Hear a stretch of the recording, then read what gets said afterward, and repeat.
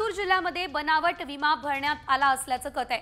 लातूर जिल्ह्यात जवळपास 3000 अर्ज बनावट असल्याचं आढळलेलं आहे। त्याचे दावे आता फेटाळले जात आहेत। मात्र लातूर जिल्ह्यातील रेणापूर तालुक्यातील हणमंतवाडी, काळेवाडी, पानगाव या भागातील शेतकऱ्यांऐवजी नांदेड, परभणी, बीड आणि जालना या जिल्ह्यातील शेतकऱ्यांच्या नावे अर्ज भरण्यात आलेत। त्यामुळे लातूरमधील पीक विमा घोटाळ्याला परळीमधून खतपाणी घातलं जातंय का, ही चर्चा रंगली आहे।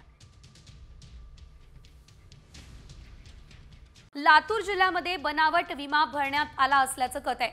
लातूर जिल्ह्यात जवळपास 3000 अर्ज बनावट असल्याचं आढळलेलं आहे। त्याचे दावे आता फेटाळले जात आहेत। मात्र लातूर जिल्ह्यातील रेणापूर तालुक्यातील हणमंतवाडी, काळेवाडी, पानगाव या भागातील शेतकऱ्यांऐवजी नांदेड, परभणी, बीड आणि जालना या जिल्ह्यातील शेतकऱ्यांच्या नावे अर्ज भरण्यात आलेत। त्यामुळे लातूरमधील पीक विमा घोटाळ्याला परळीमधून खतपाणी घातलं जातंय का, ही चर्चा रंगली आहे।